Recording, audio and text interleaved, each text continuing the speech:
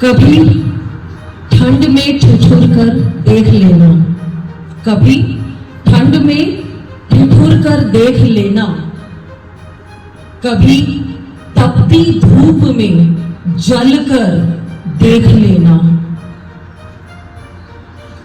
कैसे होती है हिफाजत मुल्क की, कभी सरहद पर चल के देख लेना। जब से पहलगाम एक ट्रैजिक इंसिडेंट देश में हुआ, तब से लेकर अब तक तनाव है, और तनाव होना लाजमी भी है, जरूरी भी है। भारत एक शांति प्रिय देश है, हम सब जानते हैं। हम तब तक नहीं बोलते हैं जब तक बहुत बहुत बहुत हरासमेंट या टॉर्चर नहीं होता है, क्योंकि हम लोग अहिंसा के पथ पर चलने वाले हैं। India loves non violence, India loves peace, India loves humanity, India loves brotherhood, India believes in emotional connect. एक बच्चा मुझे मिला, Yuvraj, if I am not wrong second grade 2 का बच्चा है वो। तो उसने बताया कि पता है पाकिस्तान के जहाज में चढ़कर लोग भारत पर बम गिरा रहे हैं। तो मैंने उसे बोला, छोटा सा प्यारा सा बच्चा भी दिखा दूंगी, मैंने कहा बेटा भारत पर बम नहीं गिरा रहे हैं, भारत उनको उड़ने से पहले ही शांत कर देता है, रोक देता है, ठीक है। तो भारत का लेवल कुछ और है। भारत के रडार सिस्टम इतने एडवांस, इतने अपडेटेड हैं कि दुश्मन के सोचने से पहले एक्शन हो जाता है। ये आज का भारत है, जो सोचता है उससे पहले यहाँ एक्शन हो जाता है। ये कॉल टू एक्शन है। और ये बात जो आज हो रही है, क्योंकि जैसे मैंने बोला हर घर में ये बात है, पूरे हिंदुस्तान में 7 मई को मॉक ड्रिल्स हुई है, जिसमें ये तक बताया गया कि अगर एयर स्ट्राइक, एयर रेड अगर होती है, एयर स्ट्राइक यानी अगर कोई भी रिटेलिएट करता है, यानी हमने जो एक्शन लिया अभी ऑपरेशन सिंदूर एक एक्शन हुआ, वो एक्शन के बाद रिटेलिएशन ऑफ कोर्स जो देश है, पड़ोसी देश पाकिस्तान, वो रिटेलिएट कर सकता है। तो हमें अपनी भी तैयारी करके रखनी होती है। यस और नो? तो ये तैयारी के लिए जो बात देश के सभी स्कूल्स में हो रही है, जो मॉक ड्रिल्स हो रही है, इसका मतलब ये नहीं है हमला होने वाला है, इसका ये मतलब नहीं है।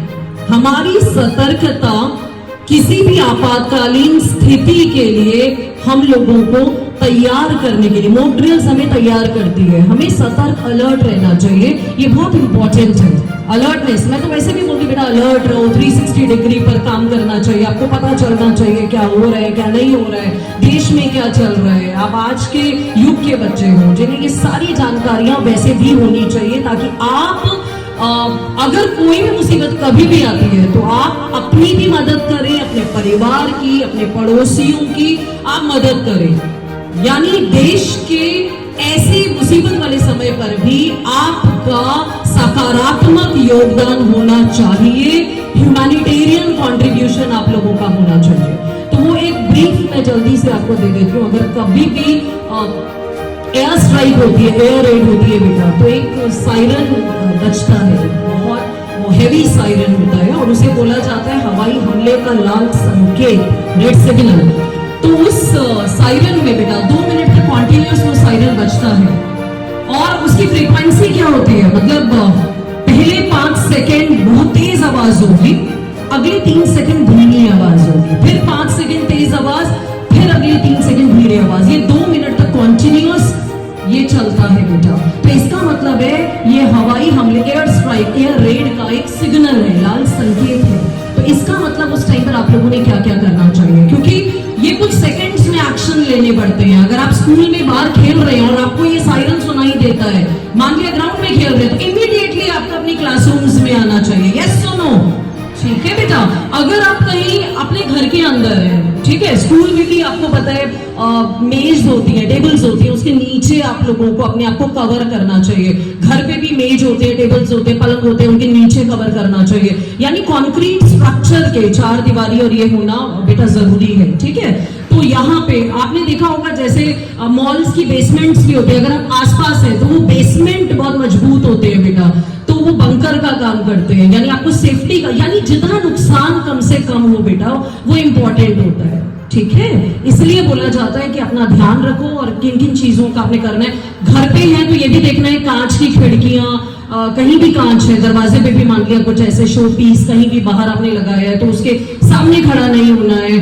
और लाइट्स, अगर ब्लैकआउट के सिग्नल्स आते हैं तो आपको अंधेरा करना होता है। ऑब्वियसली ब्लैकआउट का मतलब है आपको बाहर की लाइट्स ऑफ करनी होती हैं और अंदर भी बहुत धीमी लाइट या तो नहीं या धीमी लाइट, और कर्टेन्स लगा दें तो बेहतर होता है। तो ये कुछ तैयारियां होती हैं। लिफ्ट का यूज नहीं करते हैं जिन घरों में लिफ्ट्स होते हैं, या स्कूल्स में, ऑर्गेनाइजेशन में सीढ़ियों का यूज होता है बेटा, स्टेयर्स यूज होती है, ठीक है। जनरेटर, इन्वर्टर्स ये ऑफ किए जाते हैं। यानी जितने बिजली के उपकरण, जहां से भी लगता है कि आप कोई भी फायर कैच हो सकती है, कुछ भी ऐसा हो सकता है बेटा, तो वो कम से कम जो नुकसान हो वो या तो ना हो या कम से कम हो। ये सबकी नैतिक जिम्मेदारी है, भारत के नागरिक हो, ठीक है। पढ़ाई का मतलब होता है अपने आप को अलर्ट करना।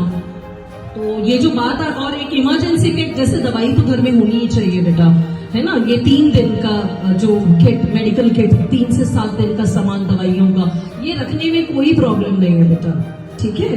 तो तैयारी करने का मतलब ये नहीं है कि आज मैम ने बात की है स्टेज पे तो अभी कुछ ऐसा होने वाला है। हिम्मत नहीं है किसी की भारत देश पर ऐसे करेगा। 100 बार क्या 1000 बार सोचना पड़ेगा, क्योंकि इरादों से पहले इरादे ध्वस्त किए जाते हैं। आज का भारत है। जय हिंद, जय भारत। जय हिंद, जय भारत।